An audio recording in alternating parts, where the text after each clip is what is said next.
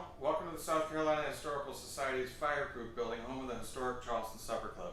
Today I'm going to be preparing what's called apple snow. It's a receipt, not a recipe, that actually comes from Sarah Rutledge. Sarah Rutledge wrote the very first published cookbook in Charleston history, and it's called The Carolina Housewife. Apple snow is a nice, great, light winter dessert that's actually meant to look like snow. How I started is I actually took 2 apples, one tart and one sweet, and I actually grated them and then chopped them fine, and I essentially made an apple sauce. Only use white sugar, don't use brown sugar, because we want our snow to be white, not to be brown. Has a little bit of touch of a cinnamon, about 1/8 of a teaspoon of cinnamon in it as well. Next, what we're going to do is we're going to whip some egg whites. This is actually the egg whites from 4 eggs, and we're going to whip them in a stand mixer. Now, I'd prepare everything with modern cooking techniques. They would obviously use a birch whisk for something like that. And we're going to whisk them until they're very, very stiff peaks. Now, you will notice that I'm not using any kind of cream of tartar or anything like that to hold those peaks, because you'll find out that we actually want this to weep at the end. Okay, so we've whipped it to stiff peaks. As you'll notice, we've got some nice stiff peaks. So stiff that they actually stick to the wire whisk. That is quite all right. We want this very, very stiff peaks.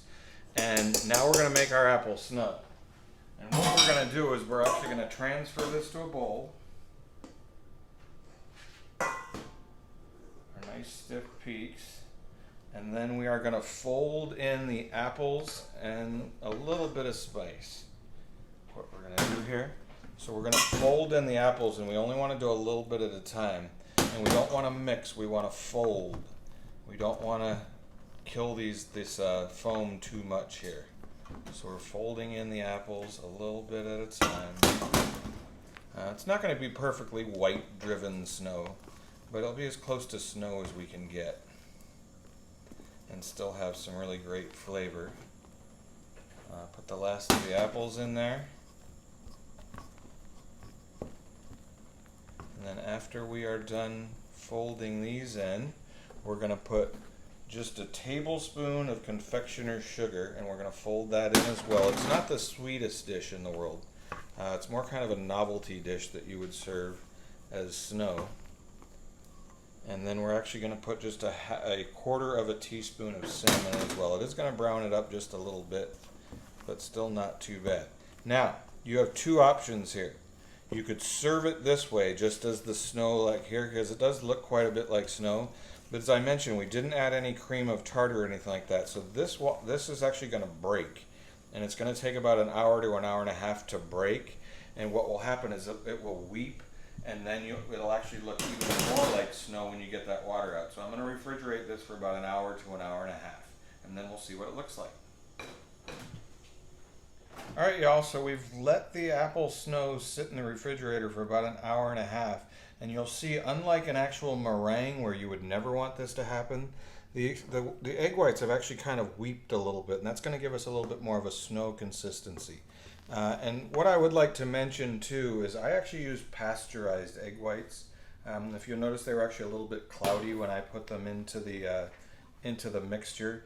Remember, this hasn't been cooked at all, so if you have anyone that has any health problems or anything like that, I would definitely recommend using something as far as pasteurized goes. Now, all we're going to do is we're actually just going to scoop this into, this is an 18th century wine glass for our apple snow. A little bit dirty snow, but that's okay. And then we're going to top that off with a little bit of the most popular spice of the 18th and 19th century, which is nutmeg. And that is ready for serving. So hope y'all can amaze your friends with something from the 18th and 19th century from Sarah Rutledge's Carolina Housewife, Apple Snow. I'm Mike Hebb, culinary historian and chef from the historic Charleston Supper Club. I'll see you next time. So you could actually eat it, and the reason it became more spootable. And we're right at the display of Mary Mott Alston. The census actually showed that there were 10 enslaved Africans that actually lived.